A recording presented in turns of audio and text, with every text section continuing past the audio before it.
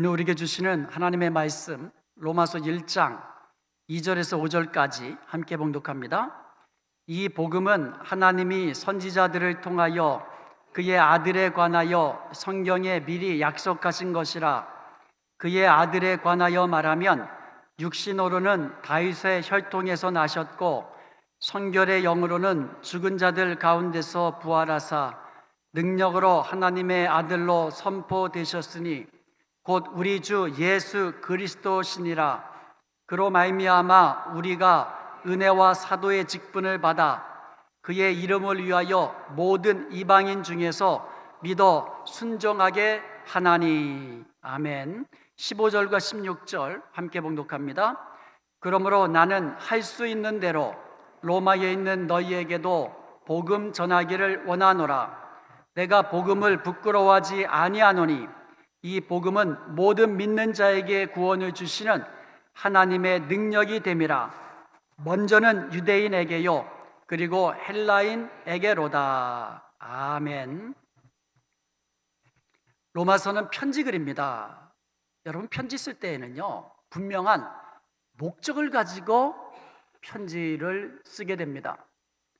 바울이 로마서를 쓸 때에도 분명한 목적을 가지고 기록을 했습니다. 오늘 본문 15절에 보면 바울은요 할 수만 있는 대로 로마에 있는 너희에게도 복음 전하기를 원하노라 이렇게 말씀하고 있어요. 로마에 있는 너희, 여기서 너희는 누굽니까? 로마 교회 안에 있는 성도들을 의미하는 거예요. 로마 교회의 성도들에게 할 수만 있으면 가서 복음을 전하기를 원하였던 것입니다. 그래서 바울은요 여러 번 로마에 가려고 했어요. 그런데 여러 가지 사정에 의해서 로마에 가지 못하였습니다. 그리고 먼저 예루살렘으로 가게 되었는데, 예루살렘 가게 되면 체포되고 감옥에 갇히고 잘못하면 죽을 수도 있는 그러한 상황이었습니다. 그래서 자기가 예루살렘에 가면 혹시 죽을지 모르니까 그 전에 먼저 고린도에 있을 때에 로마에 있는 성도들에게 자기가 전하고 싶은 그 복음의 정수를 기록해서 로마서를 써서 보냈던 것입니다. 그래서 이 로마서 안에는요 내가 가서 전하지 못하는 그 복음의 그 정수, 그 복음에 대한 진리가 기록되어 있는 아주 중요한 성경인 것입니다. 이 로마서를 받아보는 사람은 로마에 있는 성도들이에요. 불신자들이 아닙니다. 이미 복음을 듣고 예수님의 십자가 죽으심과 부활하심을 믿고 구원받은 성도들입니다. 그런데 왜 그들에게 바울은 다시 복음을 전하기를, 다시 복음을 알려주기를 원하였을까요? 이미 복음을 듣고 믿고 구원받은 성도들인데 왜 바울은 그들에게 다시금 복음을 전해주기를 원하였을까요? 로마 교회가 처음 복음을 받아들일 때에 얼마나 이 복음을 기쁨으로 받아들이고 그 복음을 받았을 때 얼마나 감격하고 얼마나 복음의 열정으로 뜨거웠겠습니까? 그런데 10년, 20년, 30년 세월이 지나면서 어느덧 뜨거웠던 가슴이 식어져 내린 것입니다. 믿음이 어느 순간부터 성장하지 못하고 영적으로 쇠퇴하기 시작한 것입니다. 그리고 로마서 13장 13절과 14절에 보면 낮에와 같이 단정히 행하고 방탕하거나 술 취하지 말며 음란하거나 호색하지 말며 다투거나 시기하지 말고 오직 주 예수 그리스도를 옷 입고 정욕을 위하여 육신의 일을 도마하지 말라라는 말씀이 나옵니다. 이 말씀의 근거에서 보건대 당시 로마에 살고 있는 사람들이 얼마나 방탕하고 음란한 생활을 했는지 우리는 엿볼 수 있습니다. 당시 로마요 얼마나 성적으로 문란했습니까? 이런 사회 속에서 살아가고 있는 성도들이 매 순간 얼마나 유혹을 받고 얼마나 갈등 속에서 살아갔겠습니까?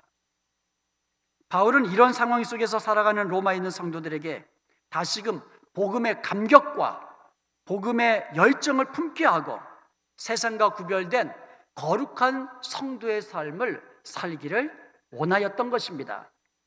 다시금 복음의 능력을 힘입어 땅끝까지 주의 복음을 전하기를 열망하였던 것입니다. 그러므로 오늘 본문의 말씀은 오늘 우리에게도 정말 필요한 말씀이 아닐 수 없습니다. 정말 필요한 말씀이에요. 오늘날의 교회들도요, 수십 년 지남에 따라서 신앙이 미지근해지고 영적인 퇴보의 길을 걷기 시작하고 있습니다. 이미 퇴보되어 왔지요. 오늘날 우리들이 살고 있는 이 세상은 당시 로마처럼 얼마나 방탕하고 음란한 세대입니까? 이러한 세상에 살고 있는 오늘 우리들도 다시금 복음의 감격과 복음의 열정을 회복하고 복음의 능력으로 살아야 될 줄로 믿습니다. 바울은 복음이라는 말만 나오면 심장이 뜨거워졌던 사람이에요. 그래서 복음이라는 말만 나오면 자다가도 벌떡 일어나가지고 복음을 전하기를 외쳤던 사람이 바울이었습니다. 오늘 본문에도 보면 로마서는 편지라고 했습니다. 그래서 발신인이 나오고 그 다음에는 곧이어서 수신인, 받는 사람이 나오고 그리고 문안인사가 나옵니다. 그런데 1절에서 자기소개를 하면서 거기서 복음이라는 말이 나오니까 갑자기 수신인과 문안인사를 하다 말고 2절부터 6절까지 이 복음은 하면서 복음에 대한 이야기로 갑자기 넘어가 버립니다. 정말이지 바울은요, 복음에 미친 사람이었습니다. 자, 그러면 바울의 심장을 그토록 뜨겁게 만들었던 복음이 무엇인지 살펴보겠습니다. 2절을 보겠습니다. 이 복음은 하나님이 선지자들을 통하여 그의 아들에 관하여 성경에 미리 약속하신 것이라. 아멘. 하나님께서 선지자들을 통하여서 성경에 그의 아들 예수 그리스도에 관하여 미리 약속하신 것, 이것이 복음이에요. 예수 그리스도에 관하여 미리 약속해 놓은 것. 구약에 보면 많은 선지자들을 통하여서 그의 아들 예수 그리스도에 관하여 예언해 놓은 것들이 있거든요. 그것이 성경에 기록되어 있는데 그것이 복음이라는 것이에요. 예수님께서도요, 요한복음 5장 39절에 보면 너희가 성경에서 영생 얻는 줄을 알고 성경을 상고하거니와 이 성경이 곧 내게 대하여 증언하는 것이다, 이렇게 이야기하고 있어요. 그리고 46절에서는요, 모세를 믿었더라면 또 나를 믿었으리니 이는 그가 내게 대하여 기록하였음이라, 이렇게 이야기하고 있어요. 모세가 예수님에 대하여 기록한 것을 성경에 기록했다는 거예요. 여기서 말하는 성경은 구약 성경입니다. 예수님 당시에 구약 성경만 있었지요. 구약 성경에 보면은요, 우리가 흔히 말하는 메시아 예언에 관한 구절들이, 즉 하나님의 아들에 대해서 약속해 놓은 구절들이 정말 많습니다. 이 약속은요, 아담과 하와가 타락한 바로 직후에 창세기 3장 15절에 처음 등장하는데 하나님의 아들이 여자의 후손으로 나타날 것을 약속해 놓으셨습니다. 이것이 갈라디아 4장 4절에서는 때가 참에 하나님이 그 아들을 보내사 여자에게 나시게 하셨다고 그랬어요. 창세기 3장 15절에서 예언된 하나님의 아들에 관한 예언이 갈라디아서 4장 4절에서 성취되었노라고, 예수 그리스도를 통하여 성취되었노라고 그렇게 말씀해 놓은 겁니다. 창세기 12장 3절에 보면 하나님께서 아브라함에게 땅의 모든 족속이 너로 말미암아 복을 얻을 것이라고 말씀하셨어요. 그러면서 창세기 22장 18절에서는 좀 더 구체적으로 말씀하십니다. 내 씨로 말미암아 천하 만민이 복을 얻으리라. 아브라함에게 너의 씨, 너의 후손으로 말미암아 천하 만민이 복을 얻으리라, 이렇게 약속해 주셨습니다. 갈라디아서 3장 16절에 보면 이 약속들은 아브라함과 그 자손에게 말씀하신 것인데, 여럿을 가리켜 그 자손들이라 하지 아니하시고 오직 한 사람을 가리켜 내 자손이라 하셨으니 곧 그리스도라. 성경에서 아브라함의 자손을 통하여서 천하 만민이 복을 받으라고 하시면서 그 자손들이라고 하지 않고 그 자손이라고 했는데, 그 자손이 곧 그리스도 예수시라고 분명히 말씀하고 있습니다. 구약 성경에 보면은요, 아브라함의 후손이라고 이야기하면서 또 좀 더 구체적으로 다윗의 후손이라고 이야기하고 있어요. 그래서 3절에 보면은요, 그의 아들에 관하여 말하면 좀 더 구체적으로 이야기합니다. 육신으로는 다윗의 혈통에서 나셨다라고 이야기하고 있어요. 즉 하나님의 아들이 다윗의 후손으로 이 땅에 나셨다라는 것입니다. 구약 성경에 보면은요, 하나님의 아들이 다윗의 후손으로 이 땅에 오실 것을 여러 곳에서 예언해 놓으셨는데, 그중 가장 대표적인 구절이 사무엘하 7장 12절입니다. 여기에 보면은요, 내 수완이 차서 내 조상들과 함께 누울 때에 내가 내 몸에서, 다윗에게 이야기합니다, 다윗의 몸에서 날 내 씨, 다윗의 씨를 내 뒤에 세워 그의 나라를 견고하게 하리라. 하나님께서 다윗의 씨를 통해서 그의 나라를 세우고 그의 나라를 영원히 무너지지 않는 견고한 영원한 나라로 만드시겠다고 약속해 주신 것입니다. 디모데후서 2장 8절에 보면 내가 전한 복음대로 다윗의 씨로 죽은 자 가운데서 살아나신 예수 그리스도를 기억하라라는 말씀이 있습니다. 바울이 전한 복음은 다윗의 씨로 오셔서 죽은 자들 가운데서 다시 부활하신 예수 그리스도시라고 분명히 말씀하고 있는 것입니다. 여러분, 신약 성경의 첫 번째 책이 마태복음이잖아요. 마태복음의 첫 마디가 뭡니까? 아브라함의 자손, 다윗의 자손, 예수 그리스도의 계보라. 예수님은 아브라함의 자손으로, 다윗의 자손으로 오신 하나님의 아들이라고 선포하고 있는 겁니다. 그리고 성경의 마지막 책이 요한계시록입니다. 그리고 마지막 장이 요한계시록 22장입니다.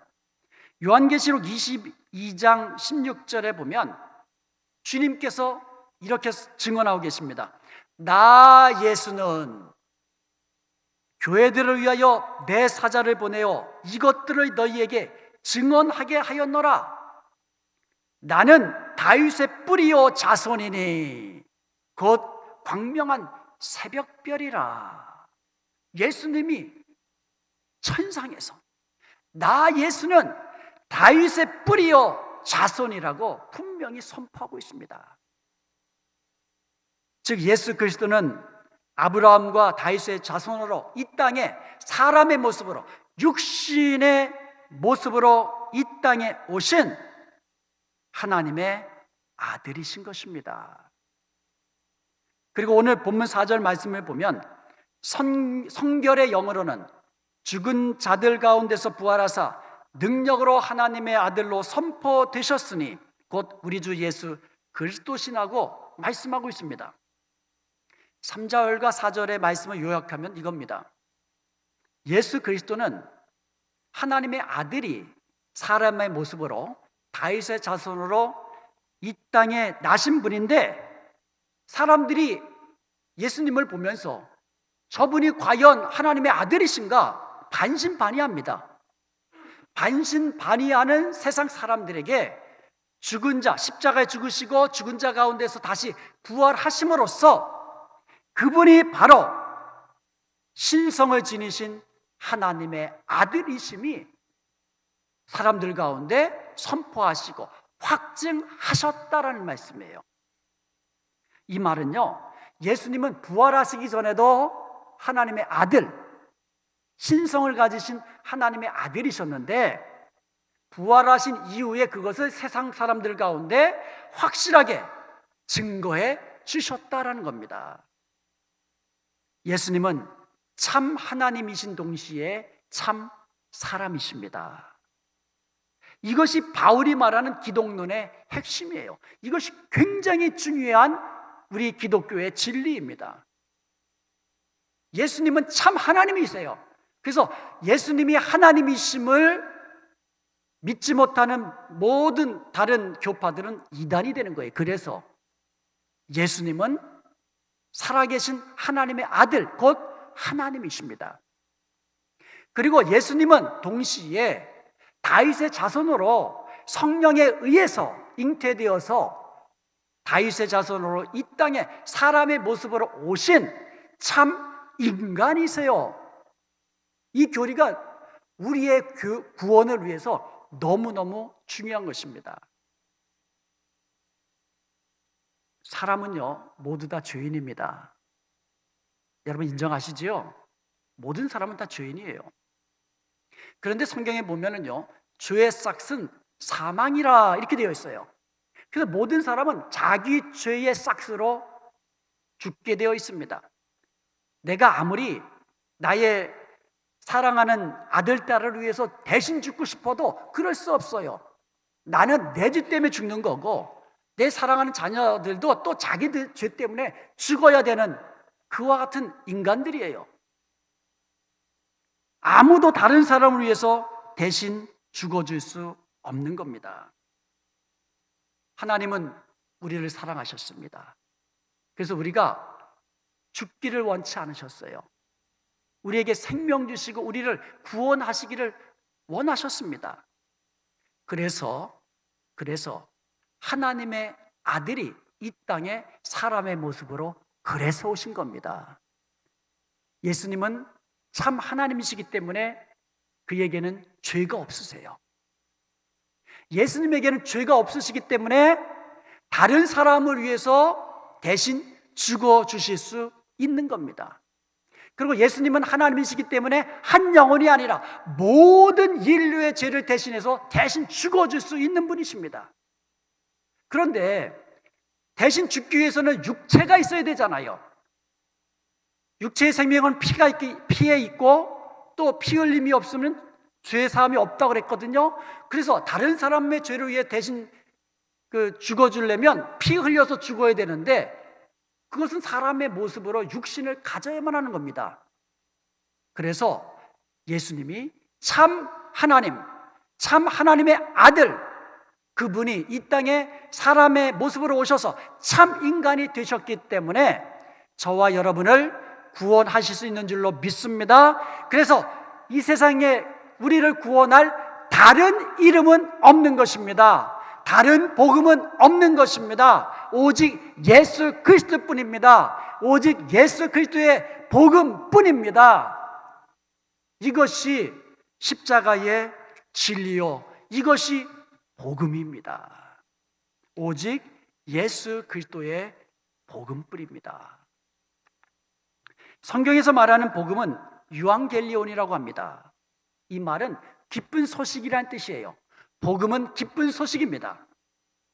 통신시설이 없었던 옛날에는요, 군사들이 직접 뛰어다니면서, 전령이라고 하죠, 이런 군사들이 직접 발로 뛰어다니면서 소식을 전해야만 했습니다. 한번 전쟁터에 나가면은요, 때로는 한 달, 길게는 1년, 더 길면 그보다 더 긴 시간 동안에 이겼는지 졌는지 죽었는지 살았는지 그냥 알 길이 없어요. 그때 멀리서 군사가 뛰어오면 성 안에 있는 모든 백성들은 성문 앞으로 모여듭니다. 그가 가지고 올 소식을 기다리면서 모두 초조한 마음으로 그 군사가 어떤 소식을 전해질지 그 입만 바라보는 거예요. 그때 그 군사는 숨을 헐떡거리면서 두 손을 높이 들며 이겼습니다! 라는 그 소식과 함께 모든 거기에 모이는 백성들은 어떻게 하겠습니까? 이겼대. 우리가 이겼대. 이러겠어요? 와! 우리가 이겼다! 만세! 한번 해볼까요? 이게 유앙겔리온, 기쁜 소식입니다. 이게 기쁜 소식이에요. 인간이 죽음으로 끝난다면 얼마나 허무한 인생입니까? 우리는 원래 죄악 가운데 살다가 죄로 말미암아 영원한 지옥의 형벌을 받을 수밖에 없었던 소망 없는 자들이었습니다. 그런데 하나님의 아들이 이 땅에 오셔서 우리 죄를 대신하여 십자가에 죽으시고 다시 부활하심으로써 우리에게 영원한 소망을 주셨습니다.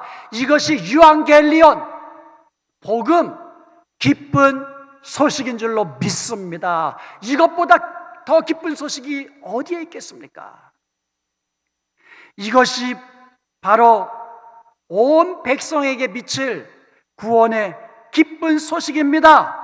그분이 바로 예수 그리스도이십니다. 성령이 기름 부으셔서 가난한 자에게 복음을 전파하시며 마음이 상한 자를 고치시며 포로된 자에게 자유를, 갇힌 자에게 노임을 선포하시며 모든 슬픈 자에게 위로를 주시며 기쁨의 기름으로 찬송의 옷으로 입혀주시는 분, 그분이 예수 그리스도이십니다. 우리의 죄악을 담당하시고 십자가에 죽으시는 어린 양, 그분이 예수 그리스도이십니다. 십자가에 죽으셨으나 다시 부활하셔서 그분이 바로 하나님의 아들이심을 확증해 주신 분, 그분이 바로 예수 그리스도이십니다. 수천 년 동안 구약의 선지자를 통하여, 구약 성경을 통하여 예언해 놓으신 구원의 주, 인류의 산 소망이 되신 그분, 그분이 바로 예수 그리스도이십니다. 이것이 복음입니다. 유앙겔리온, 이것이 기쁜 소식입니다. 생명이 예수 그리스도 안에 있습니다. 구원이 예수님 안에 있습니다. 죄로 인해 저주를 끊어내는 능력이 그리스도 안에 있습니다. 우리 인생의 모든 해답이 예수 그리스도 안에 있습니다. 이것이 복음입니다. 아멘. 아멘. 복음은 또한 능력입니다. 본문 16절에 보겠습니다. 내가 복음을 부끄러워하지 아니하노니 이 복음은 모든 믿는 자에게 구원을 주시는 하나님의 능력이 됨이라. 여기서 능력이라는 말은 헬라어로 두나미스라고 합니다. 파워. 그냥 파워가 아니라 다이나마이트와 같은 폭발적인 힘을 두나미스라고 합니다. 보통 사람들이 말하는 힘, 파워는요, 그가 가지고 있는 어떤 재물, 그가 가지고 있는 어떤 그 권력, 이런 외부적인 것에서 기인하는 것이 많습니다. 그런데 이와 같은 파워는요, 금방 쇠락합니다. 결국 한계를 드러내고 무너질 때가 있습니다. 그러나 복음은 복음을 받고 그 복음을 믿는 사람에게 구원을 주시는 능력입니다. 복음은요, 믿는 이로 하여금 인격과 삶을 변화시키는 그와 같은 능력, 복음에 헌신하게 만드는 능력입니다. 그래서 바울은 복음을 부끄러워하지 않았다고 고백하는 것입니다. 바울 자신은요, 복음 때문에 헐벗고, 복음 때문에 매맞고, 복음 때문에 감옥에 갇히면서도 그는 부끄러워하지 않았습니다. 왜냐하면 자기가 전하는 이 복음은 다이나마이트와 같은 능력이었기 때문이었습니다. 당시 로마에 있는 성도들 가운데 교회는 드나들고 있지만 세상 유혹과 육신의 정욕에 빠져 있던 사람들이 꽤 있었던 것 같습니다. 오늘날도 다르지 않죠. 죄와 악의 유혹에 단호하게 맞서서 성도의 거룩함을 보이면서 살아야 하는데 믿음이 약해져 흔들리고 유혹에 빠져 넘어졌던 그런 성도들도 많았던 것 같습니다. 복음의 감격과 복음의 열정을 잃어버린 것이에요. 바로 이러한 로마교회 성도들에게 바울은 다시금 복음을 들려주고 있는 것입니다. 여러분, 우리는 어떻습니까? 우리는 과연 복음의 능력으로 세상과 구별된 거룩한 삶을 살고 있습니까? 우리는 세상의 빛이 되어 세상을 향하여 나를 보고 예수를 믿으라, 이렇게 담대하게 외칠 수가 있습니까? 로마교회 성도들뿐만 아니라 오늘 우리 교회에게도, 오늘 나에게도 다시금 복음이 필요한 것입니다. 오늘 본문 16절에 보면 바울은 이렇게 이야기합니다. 내가 복음을 부끄러워하지 아니하노니. 복음에 대한 자신의 신앙을 고백합니다. 나는 복음을 부끄러워하지 않는다.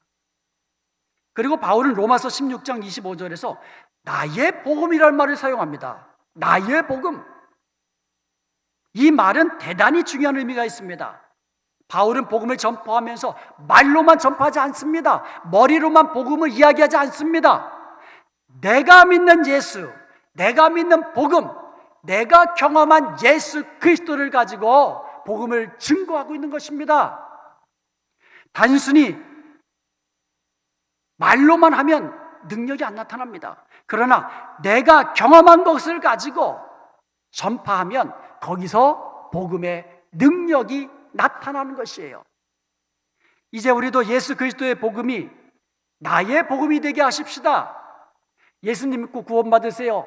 이것보다도 나는 예수님 믿고 구원받았습니다. 나 같은 사람도 예수님 믿고 구원받았습니다. 당신도 예수 믿으면 나같이 구원받을 수 있습니다. 기도하면 응답받습니다. 이것보다도 내가 이렇게 고난 중에 있을 때에 하나님께 예수님의 이름으로 기도했더니 하나님은 나에게 이렇게 응답해 주셨습니다. 이렇게 나의 고백, 나의 간증을 가지고 복음을 전하십시다. 그때 나의 전하는 복음이 능력이 되는 줄로 믿습니다. 제가 지난주에 우리 막내딸 대학 가가지고 기숙사 정리해주기 위해서 갔다 왔는데요. 새벽 예배 끝나자마자 갔다가 이틀 동안 뭐 왔다 갔다 정신없이 하다가 그 다음날 돌아왔더니 새벽 1시예요. 그래서 입이 좀 막 터지고 막 그랬습니다. 그런데 돌아올 때 마음이 너무너무 슬펐어요. 근데 왜 슬펐냐면 이 딸내미가 징징 우는 거예요. 근데 왜 우냐 그랬더니 기숙사에 다 룸메이트 있는데 자기 방에만 룸메이트 없다는 거예요. 그럼 나는 속으로 아니 그러면 더 좋은 거 아니야? 그 넓은 방 혼자 쓰면 더 좋은 거 아니야? 근데 처음 이제 대학교 갔는데 아는 사람도 없지, 얘기할 사람도 없지, 혼자 밥 먹어야 되지. 그러니까는 자기는 기숙 없다고. 그래서 얘기해봤는데 얘기했대요. 그럼 뭐라 그러니? 이미 다 끝나서 이제 더 이상 놓줄 아이가 없다는 거예요. 이미 기숙사 방 배정이 다 끝나서. 방 배정이 끝났는데 누가 옮깁니까? 여러분, 기도는요 돌아와서 무릎 꿇고 하는 게 아니에요. 그 자리 사는 겁니다. 그래서 우리 딸하고 하나님께서 너와 함께 하신다. 하나님께서 도와주실 것이다. 인도해 주실 거다. 두려워하지 말고 외로워하지 말고 주님이 함께 하심을 믿고 같이 기도하자. 하나님께서 좋은 길로 인도해 주실 것이다. 그리고 그 자리에서 그냥 그 도로에서 그냥 손잡고 기도했습니다. 어저께 전화가 왔는데 목소리가 장난이 아니에요. 그냥 막 업돼가지고 아빠 막 그러는 거예요. 야, 너 오늘 목소리가 왜 이렇게 힘이 좋냐 했더니 그래? 뭐 이래요. 알고 봤더니 룸메이트 들어왔어요. 근데 어떻게 들어왔냐 그랬더니 다른 기숙사 방에 냄새가 나가지고 그 냄새 때문에 못 살겠다고 그래가지고 방 바꿔달라고 그래가지고 그 중에 하나가 왔다는 거예요. 아니 그 학교에 어떻게 냄새가 납니까, 기숙사에. 여러분, 우리 하나님, 우리의 기도 이렇게 들어주시는 분입니다. 여러분, 여태까지 여러분의 기도 들어주신 그 하나님, 좋으신 하나님이십니다. 그 하나님께 모든 것을 맡기고 다시금 나의 간증을 통하여, 나의 경험을 통하여 복음의 능력으로 살아갈 수 있기를 간절히 소원드립니다. 사랑하는 여러분, 혹시 우리들 가운데 복음의 능력 상실하고 세상 세파에 끌려다니며 힘들게 살아가는 그런 분이 있습니까? 주님에 대한 열정도 식어지고 그냥 무기력하게 그냥 교회만 오가는 분이 있습니까? 복음의 능력을 회복해야만 합니다. 다시 복음으로, 다시금 복음의 불을 붙여야만 합니다. 여러분, 다이너마이트 어떻게 사용하는지 아시죠? 급하다고 던집니까? 이거 터지면 위험하잖아요. 위험하다고 그냥 던집니까?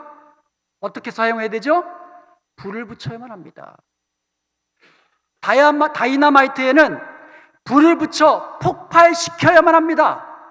그럴 때에 산을 무너뜨리고 높은 빌딩도 주저앉히는 능력, 파워가 나타나는 것입니다. 우리가 듣고 마음으로 받고 우리를 구원시킨 복음은 능력인 줄로 믿습니다. 그런데 우리 가운데 그 능력이 나타나지 않는다면 무엇이 잘못되었을까요? 잘못 사용하고 있기 때문입니다. 복음을 그냥 던지기 때문입니다. 불을 붙여서 복음을 사용해야 하는데 그냥 던지는 겁니다. 예수 믿으세요. 예수 믿으면 구원 받습니다. 믿든 말든 복음에 불을 붙여서 다이너마이트와 같은 능력으로 사용해야 될 줄로 믿습니다. 그래야 능력이 되는 것입니다. 여러분, 복음에 불을 붙이는 것은 내 능력으로 안 됩니다. 내 의지로 안 됩니다. 내 능력으로 안 됩니다. 오직 성령으로만 되는 것을 믿으시기를 축원드립니다. 불은 불로써 불을 붙이는 겁니다. 복음의 불은 성령의 불로써만 붙여지는 줄로 믿습니다. 성령으로 뜨겁게 달아올릴 때에 우리의 복음의 불이 붙게 되고 그때 우리는 복음의 능력으로 복음을 증거하며 세상과 구별된 거룩한 성도로 살아갈 수 있는 줄로 믿습니다. 이제 부흥성회가 이번 주 금요일 날로 다가왔습니다. 여러분, 마음의 소원을 가지십시다.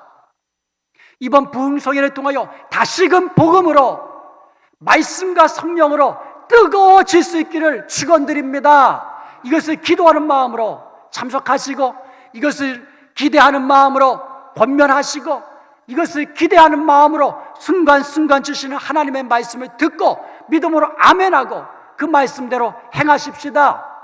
그래서 마지막 때에 하나님이 귀히 쓰시는 우리 은혜평강교회가 되고 하나님께서 존귀히 쓰시는 저와 여러분이 되시기를 주님의 이름으로 축원드립니다.